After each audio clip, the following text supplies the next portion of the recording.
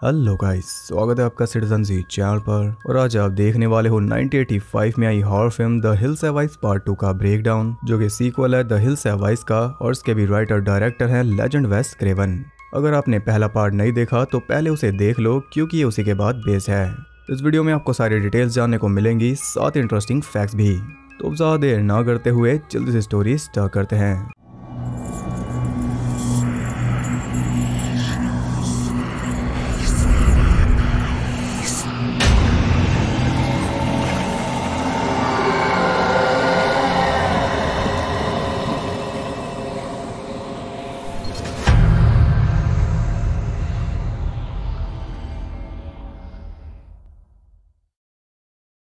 Movie start होती है एक छोटे से रीकैप से, जहां हमें शॉर्ट में समझाया जाता है कि पिछले पार्ट में क्या क्या हुआ था। इसके बाद हम देखते हैं बॉबी को, जिसने अपनी बहन ब्रेंडा के साथ मिलकर जुपिटर को मारा था, लेकिन अब भी ये 100% श्योर नहीं है, क्योंकि वो कोई आम इंसान नहीं था। इसका मानना है कि वो अब भी जिंदा हो सकता है, क्योंकि इसकी बॉडी पुलिस को नहीं मिली। यहाँ हमें लंबा चौड़ा फ्लैशबैक दिखाया जाता है, जिसमें सारी पिछले पार्ट की फुटेज थी। खैर, अभी एक बाइकर टीम का ओनर है जो कि एक रेस में भाग लेने जाएगी, और वो रेस रखी जाएगी उसी डेजर्ट में, और ये दोबारा वहां जाना नहीं चाहता। इसका डरना बिल्कुल जायज है, क्योंकि जो कुछ इसकी फैमिली के साथ हुआ उसके बाद तो कोई वहां जाना नहीं चाहेगा, क्योंकि आधी फैमिली बची नहीं। लेकिन जाना इसकी मजबूरी है, साथ ही जरूरत भी, क्योंकि इसने एक सुपर फ्यूल बनाया है जिसके जरिए इसकी टीम आसानी से रेस की विनर बन जाएगी, और इसका ये फॉर्मूला पॉपुलर हो जाएगा, जिससे काफी अमीर बन सकता है। ये काफी बड़ी अपॉर्चुनिटी है जिसे गवाया नहीं जा सकता, और ये सारी बातें उसे समझा रहा था उसका साइकेट्रिस्ट। उसकी सलाह से पसंद नहीं आई, इसलिए उठकर चल दिया। इसकी टीम में है रॉय, उसकी ब्लाइंड गर्लफ्रेंड कैस, जो कि ऑफ कोर्स उसका उत्साह बढ़ाने जाएगी, हल्क, फॉस्टर, हैरी, सू और जेन। इनके साथ एक लेडी रेचल भी मौजूद है, जो कि और कोई नहीं बल्कि पिछले पार्ट वाली रूबी है। ये बॉबी की पार्टनर है, और अब ये नाम बदलकर यहाँ पर रह रही है, और जैसा कि मैंने पिछले पार्ट के एंड में कहा था, इसे एक अच्छी खासी लाइफ मिल गई। वो रॉय को बताती है कि बॉबी उस रेगिस्तान में जाने की हालत में नहीं है। हम देखते हैं कि वो काफी डरा हुआ था, वही डेजर्ट वाले सीन उसे याद आ रहे थे, और यहाँ भी सारी पहले पार्ट की फुटेज है। अब रॉय उसे लेने जाता है, लेकिन उसकी हालत देखकर वो भी समझ गया कि इसे वहां ले जाना ठीक नहीं। बात है बिजनेस की, तो वो रूबी संभाल लेगी। 7 सालों में इसने काफी कुछ सीख लिया, लेकिन बॉबी तो अब भी 7 साल पहले वाले टाइम में जी रहा है। उसे गुड बाय कहकर दोनों वहां से चले जाते हैं, क्योंकि अब निकलने का टाइम हो गया। अब जो हालत बॉबी की है वही रूबी की भी होनी चाहिए, क्योंकि इसके लिए भी वो रेगिस्तान नर्क से कम नहीं। लेकिन इसे यकीन है कि इसकी फैमिली अब नहीं बची, इसलिए इसे कोई डर नहीं। इसका यकीन कितना सच साबित होगा वो तो हम आगे देखेंगे। वो सब बस में बैठकर चल दिए, लेकिन टीम का सबसे बहादुर मेंबर तो रह गया। जी हाँ, वो है बीस्ट। रास्ते में रुककर वो बीस्ट को भी पिकअप कर लेते हैं, और अब इनकी जर्नी स्टार्ट हो गई। ये सभी रेस के लिए काफी एक्साइटेड हैं, क्योंकि अगर ये जीते तो बॉबी के साथ साथ इन सबको भी फायदा मिलेगा। रास्ते में वो सब उसी मैसेकर के बारे में बातें करके मजाक उड़ा रहे थे, क्योंकि ये उस हादसे की गंभीरता को नहीं जानते, और साथ ही ये भी नहीं जानते कि उस कैनिबल फैमिली के एक मेंबर इनके साथ बस में मौजूद है। उसे ये सब बातें फनी नहीं लग रही, क्योंकि सिर्फ यही जानती है कि इसकी पहले की लाइफ कैसी थी। उसे भी सारे फ्लैशबैक्स आ रहे थे कि कैसे उस फैमिली की एक छोटी बच्ची केटी को बचाने के लिए उसे खुद के भाई मार्स को मरवाना पड़ा, और ये सब सोचते हुए वो काफी टेंशन में आ गई थी, जिसे कैस ने भांप लिया। वो उसके पास जाकर बैठ जाती है, और यहाँ समझ लो कि इसकी सेंसेस काफी तेज हैं। ये आगे काम आएगी, क्योंकि रेगिस्तान भी आ गया। खैर, वो सब सफर के मजे लेते हुए आगे बढ़ रहे थे, तभी उन सबको पता चलता है कि वो एक काफी इंपॉर्टेंट चीज भूल गए। आज का दिन day light time saving day होने की वजह से इन्हें अपनी घड़ी को 1 घंटे आगे सेट करना था, जो कि ये भूल गए, इसलिए ऑलरेडी 1 घंटा लेट हैं। जब तक ये वहां पहुंचेंगे रेस खत्म हो चुकी होगी। वो सब जल्दी से बस से उतरकर मैप चेक करते हैं, तो उन्हें एक शॉर्टकट मिल जाता है, जो कि आराम से उनका 1 घंटा बचा देगा। और ये वही पिछले पार्ट वाला रोड है जिस पर बॉबी की फैमिली मुड़ी थी, और आगे क्या हुआ ये आप जानते हो। रूबी उस रास्ते पर जाने के लिए तैयार नहीं थी, और साथ ही कैस भी। इन दोनों का ही मानना है कि डेजर्ट में जाने के बजाय इन्हें वापस जाना चाहिए, लेकिन फॉस्टर इसके लिए तैयार नहीं। उसने बड़ी मेहनत से सभी बाइक्स को तैयार किया ताकि ये सब रेस जीत सके, और वो अपनी मेहनत बर्बाद होते नहीं देख सकता, इसलिए वो पूरी टीम बर्बाद होते देखेगा। डिसाइड करने के लिए उन्होंने वोटिंग की, और शॉर्टकट लेने वालों का पलड़ा कुछ ज्यादा भारी था, इसलिए वो सब उस रोड पर निकल जाते हैं। उनके मुड़ते ही हम देखते हैं कि कोई ऊपर पहाड़ पर खड़ा होकर एक मिरर की मदद से लाइट रिफ्लेक्ट कर रहा था, मानो किसी को सिग्नल दे रहा हो, जो कि हैरी और रॉय ने भी देख लिया, लेकिन दोनों ने ही इसे इग्नोर भी कर दिया। खैर, वो लोग थोड़ा आगे आए ही थे कि तभी रॉय ने बस रोक दी, क्योंकि वहां पर एक वेलकम साइन लगा हुआ था, जिसे देखकर वेलकम वाली फील नहीं आ रही।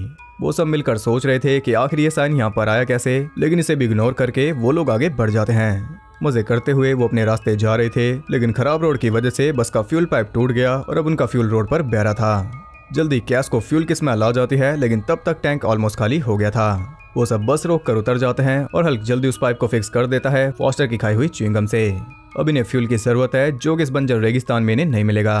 कैस कहती है क्यों ना हम उस सुपर फ्यूल को इस्तेमाल कर लें, लेकिन फॉस्टर बताता है कि ये बस उस फ्यूल को बर्दाश्त नहीं कर पाएगी। अगर हमने ऐसा किया तो ये ब्लास्ट हो जाएगी। उम्मीद के साथ वो आगे बढ़ गए और वहाँ से थोड़ी दूर पर उन्हें माइनिंग रेंज दिखाई देती है जहाँ शायद इन्हें फ्यूल मिल जाए। लेकिन रूबी कहती है कि थोड़ा सावधान रहना, क्योंकि ऐसे एरिया में रहने वाले लोगों का मोटिव हमेशा अलग होता है और ये बात इससे बेहतर भला कौन जानता होगा। वहाँ पर उन्हें एक माइन शाफ्ट मिलती है जो काफी गहरी थी। वहाँ पर एक घर भी था जिसे देखकर रूबी कहती है कि हाल ही में यहाँ कोई इंसान मौजूद था, लेकिन वो सब इसकी बात को सीरियस नहीं लेते। वो सब अलग अलग ग्रुप्स में बट गए ताकि इन्हें जल्दी से फ्यूल मिल जाए और ये सब यहाँ से निकल सकें। रूबी और हल्क एक साथ घर में घुस जाते हैं जिसमें पूरी तरह अंधेरा था, साथ ही वहाँ काफी धूल भी जमी हुई थी, जिसे देखकर वो कहता है कि सालों से यहाँ कोई भी नहीं आया और ये कहकर वो रूबी की बात को झुठला रहा है। लेकिन ये एक डेजर्ट है, यहाँ धूल के अलावा और है क्या। इधर फॉस्टर और सू भी दूसरे कंपाउंड के बाहर पहुंच गए, लेकिन फॉस्टर को डर है कि अंदर स्नेक्स होंगे, इसलिए वो अंदर नहीं जा रहा। जेन भी एक शेड में पहुंच गई जहां रॉय ऑलरेडी मौजूद था। वो उसे शांत रहने के लिए कहता है क्योंकि उसे कुछ आवाज सुनाई दी। तभी अचानक एक डिफॉर्म हाथ उसका मुंह दबा लेता है, लेकिन ये सिर्फ एक घटिया मजाक था। वो खुद को काफी फनी समझ रहा था। तभी अचानक अजीब सी कॉस्ट्यूम पहना एक आदमी चिल्लाते हुए वहां पर आ गया, जो कि था हैरी। ये भी बस एक मजाक था। इधर रूबी और हल्क भी एक रूम में पहुंच गए और उनके साथ साथ बीज भी। वो सीलिंग देखकर भौंक रहा था तो रूबी कहते हैं कि ऊपर शायद कोई रकून होगा। तब हल्क ऊपर चढ़कर चेक करता है तो सचमुच वहां एक रकून मौजूद था। अब ऐसे तो बीज बार बार प्रॉब्लम खड़ी करेगा, इसलिए हल्क उसे बस में छोड़ आया और कैस भी वहीं पर बैठी थी। साथ ही हम देखते हैं कि कोई उन्हें छुप कर देख रहा है, यानी कि the hills still have ice. उधर रूबी उस सीलिंग डेक पे चढ़कर उसे एक्सप्लोर कर रही थी। तभी एक डिफॉर्म आदमी ने आकर उसे पकड़ लिया, जो कि इसका सगा भाई प्लूटो। बीस ने इस पर हमला करके इसे मार दिया था, फिर भी न जाने कैसे बच गया। अपने बाप की तरह ये भी एक बार में नहीं मरता। रूबी ने अपनी फैमिली को चीट किया, इसलिए उसे सबक सिखाने आया है, लेकिन सिखा नहीं पा रहा, उल्टा रूबी उसे सिखा रही थी। तब वो एक टायर आयरन फेंक कर उसके सर में दे मारता है और इस पार्ट में भी टायर आयरन सर पर पड़ी गई।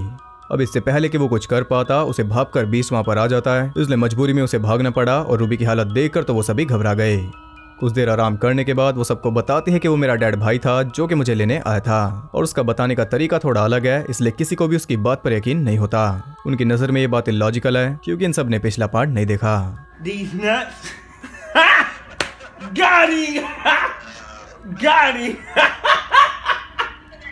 उधर बीस बस में बंधा बेचैन हो रहा था और हैरानी वाली बात यह है कि उसे भी फ्लैशबैक सारे हैं। इधर रूबी ने उन सबको पूरी कहानी सुना डाली, लेकिन उनका रिएक्शन अब भी नहीं बदला। उन्हें लग रहा था कि रूबी के सर पर चोट लगने की वजह से वो सदमे में आकर ये सब बोल रही है, लेकिन कैस को उस पर पूरा यकीन था। तभी उसे एक आवाज सुनाई देती है और वो कहती है कि कोई बस के अंदर घुस आया। तब बाकी सब ने भी नोटिस कर लिया क्योंकि बीस काफी जोर से भौंक रहा था। वो सब जल्दी से बस तक पहुंच गए, लेकिन तब तक उनकी एक बाइक गायब हो चुकी थी। कैस कहती है कि वो जो भी था उसने बाइक स्टार्ट नहीं की, यानी वो ज्यादा दूर नहीं गया होगा। ये सुनकर हैरी और रॉय तैयार हो गए क्योंकि अभी अपनी बाइक ढूंढने जाएंगे। रूबी और कैस दोनों ही उन्हें मना कर रहे थे, लेकिन इनकी सुनता कौन है। इनकी बाइक निकाली है प्लूटो ने, जो कि वहां से थोड़ी दूरी पर ही खड़ा था। उसने बाइक स्टार्ट करके इन्हें चैलेंज कर दिया, इसलिए अब तो रुकने का सवाल ही नहीं। वो दोनों पूरी तेजी के साथ उसके पीछे चल दिए और एक बड़ा सवाल यह है कि इस प्लूटो को बाइक चलाना किसने सिखा दिया। खाने में नमक डालना तो इसे आता नहीं, चला रहा है तो भी मान ले, ऊपर से प्रोफेशनल रेसर्स को भी हरा रहा है। खैर यहाँ भी हम एक स्पाइडर का कैमियो देख पाते हैं, और चाहे कुछ भी हो, प्लूटो का मोटिव था इन्हें अलग करना, जो कि उसने कर दिया। ये दोनों बेवकूफ पूरे ग्रुप से काफी दूर आ गए। वो बिना आगे पीछे देखे अपनी बाइक भगाए जा रहे थे। तभी एक वायर में फंसकर हैरी गिर जाता है, जो कि एक ट्रैप था, लेकिन रॉय अब भी उसके पीछे है। थोड़ी दूर जाने के बाद प्लूटो फिसल कर गिर गया फाइनली। अब वो पैदल ही भाग रहा था, इसलिए रॉय भी बाइक से उतरकर उसके पीछे लग जाता है, क्योंकि जितना तेल फूका उसका हिसाब भी तो लेगा। काफी देर तक पीछा करने के बाद आखिरकार वो पकड़ में आ गया। या उनके बीच फाइट होती है, लेकिन रॉय ने आसानी से उसे काबू कर लिया। प्लूटो से वार्निंग देता है कि तुम्हें ये मेन रोड छोड़ना नहीं था, और इस बात से हम समझ सकते हैं कि अकेला नहीं है। हैरी भी रॉय को ढूंढते हुए पैदल ही आगे बढ़ रहा था। तभी वो एक ट्रैप को नोटिस कर लेता है, जिससे वो काफी आसानी से बच गया, और अब वो ट्रैप सेट करने वाले को चिढ़ाते हुए काफी खुश हो रहा था। लेकिन ये कोई खुशी की बात नहीं थी, क्योंकि वो असली ट्रैप नहीं था। ऊपर से कोई एक बड़ी सी चट्टान उस पर गिरा देता है, जिसके नीचे दबकर हैरी लाइफ की रेस हार गया। इधर रॉय प्लूटो को बंदी बनाकर अपनी बाइक खिंचवा रहा था, और अब ये जल्दी अपने दोस्तों तक पहुंच जाएगा, जो कि इसका इंतजार करते हुए थक गए। उन्होंने आग जला दी, साथ ही कुछ पटाखे भी फोड़ दिए ताकि सिग्नल सुनकर वो दोनों जल्दी वापस आ जाएं, लेकिन अभी तक इसका कोई फायदा नहीं दिख रहा। आगे बढ़ते हुए प्लूटो इधर उधर किसी को ढूंढ रहा था, जिसका नाम है द रीपर। रास्ते में चलते हुए कदम कदम पर अजीब चीजें लगी हुई थी, जिनमें से सबसे अजीब है हैरी का कटा हुआ हाथ। उसे देखकर तो रॉय भी सुन हो गया। अब इससे पहले वो कुछ समझ पाता, हैरी की बाइक लेकर रीपर वहां आ जाता है। वो सीधा रॉय के ऊपर बाइक चढ़ा रहा था, लेकिन फुर्ती दिखाकर रॉय बच गया, और इस मौके का फायदा उठाकर प्लूटो उसके पीछे लटक कर वहां से निकल जाता है। या हम रीपर को देख पाए। वो किसी सांड से कम नहीं, उसका अपीयरेंस किसी को भी डरा दे। रॉय जल्दी से बाइक लेकर वहां से भाग जाता है, लेकिन थोड़ी दूर जाकर ही वो एक ट्रैप में फंस गया और गिरकर बेहोश हो गया। इस खतरे को कैस ने भी सेंस कर लिया, लेकिन ये बस एक फीलिंग थी। रूबी काफी परेशान थी, जबकि बाकी सब तो मजे में थे। उन्हें लग रहा था कि वो दोनों कोई प्रैंक कर रहे हैं, इसलिए इन्होंने भी उनके लिए एक ट्रैप सेट कर दिया ताकि जब वो लौटे तो उनके साथ भी प्रैंक हो जाए। और ऐसी रात हो गई, लेकिन वो दोनों अब तक नहीं लौटे।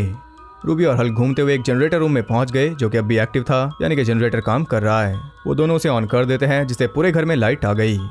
फॉस्टर को अब भी रेचल के रूबी होने पर डाउट है, लेकिन कैस को ऐसा नहीं लगता, क्योंकि वो किसी का भी झूठ पकड़ सकती है और उसके हिसाब से वो झूठ नहीं बोल रही। और फॉस्टर उसकी काबिलियत को टेस्ट करता है तो वो काफी अच्छी तरह पास हो जाती है।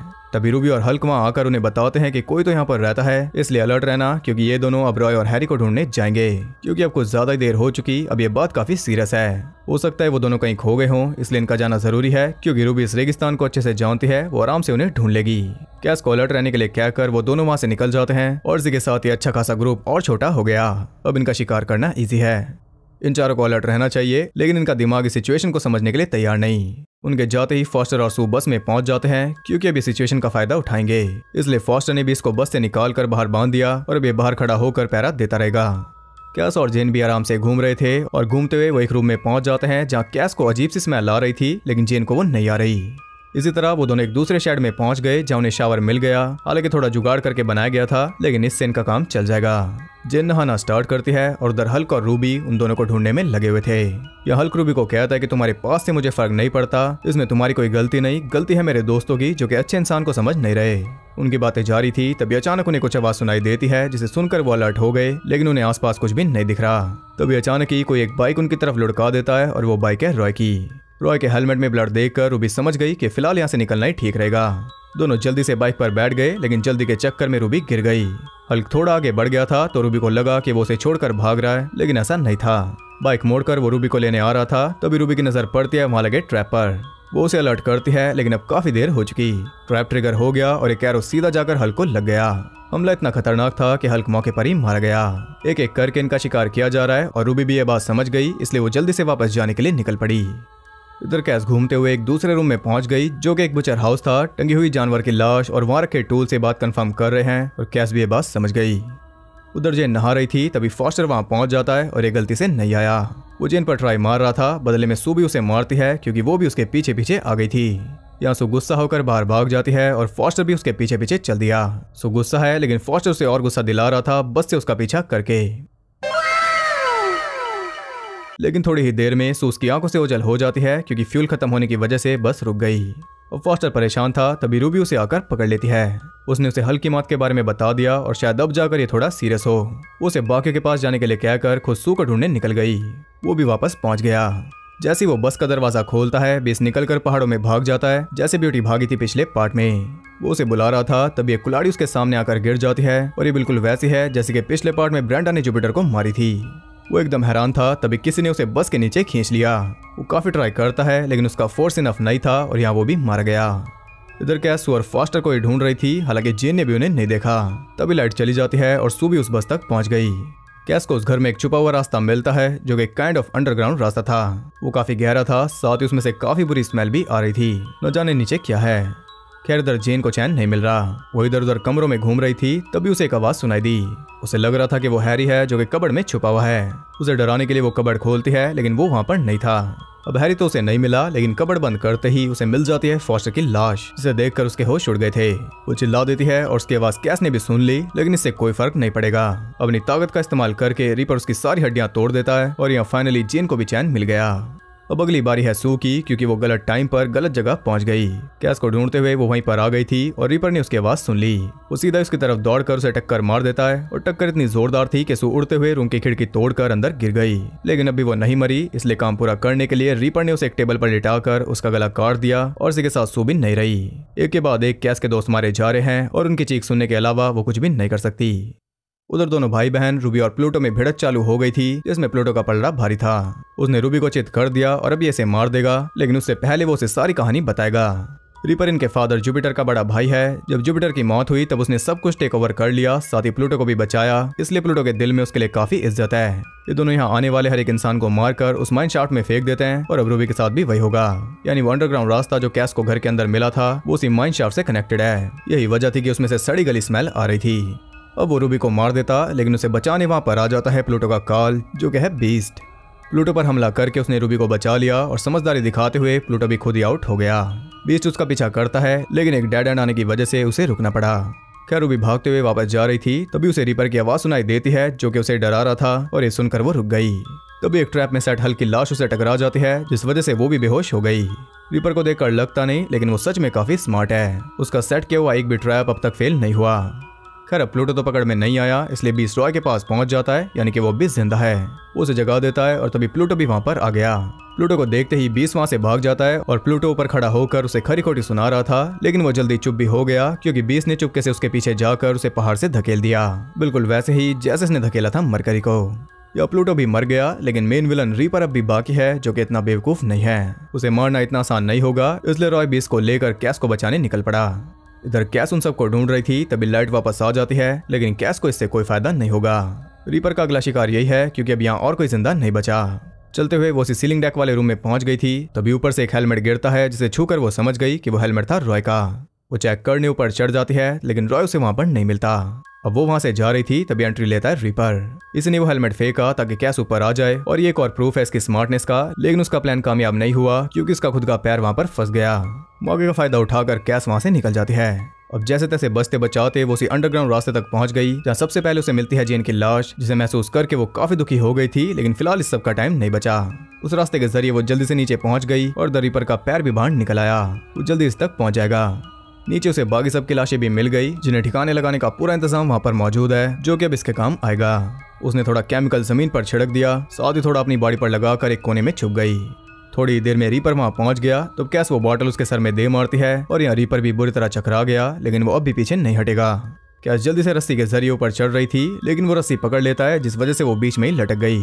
वो हेल्प के लिए चिल्लाती है, और ग्लैडली रॉय वहां पर आ गया था। वो उसे ऊपर खींचकर रस्सी काट देता है, लेकिन ये कोई इकलौता एग्जिट नहीं है। अब भाग तो ये नहीं सकते, इसलिए रीपर को मारना एक ऑप्शन है, और इसके लिए रॉय ने ऑलरेडी एक प्लान बना लिया। एक ट्रॉली में हैवी वेट डालकर उसने माइन शाफ्ट पर छोड़ दिया, साथ ही एक रस्सी उससे बांध दी, और इसका यूज आपको आगे पता चल जाएगा।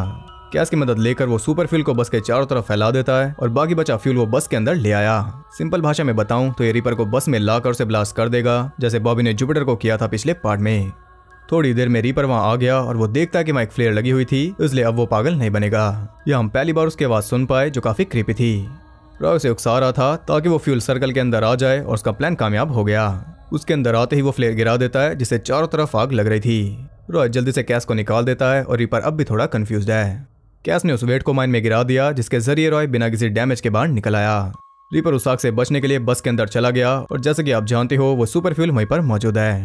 रीपर भी ये देख लेता है, लेकिन तब तक काफी देर हो चुकी थी। बस के साथ साथ रीपर के भी चिथड़े उड़ गए, और फाइनली ये दोनों बच गए, ऐसा उन्हें लग रहा था।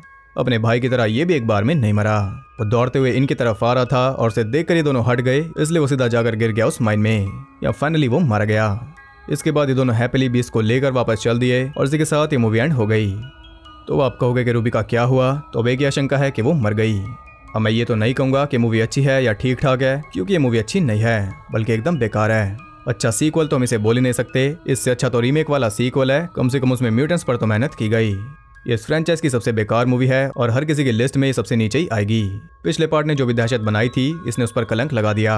उसे देखकर लोग ऐसे रास्तों पर जाने से डरने लगे थे, और एक अलग ही डर बैठ गया था सबके मन में कि कहीं सच में तो ऐसे कैनिबल्स नहीं हैं जिनके बारे में सरकार नहीं जानती, जो सुनसान वीराने में रहते हैं। वो जो डर था वो इस मूवी को देखकर खत्म हो गया।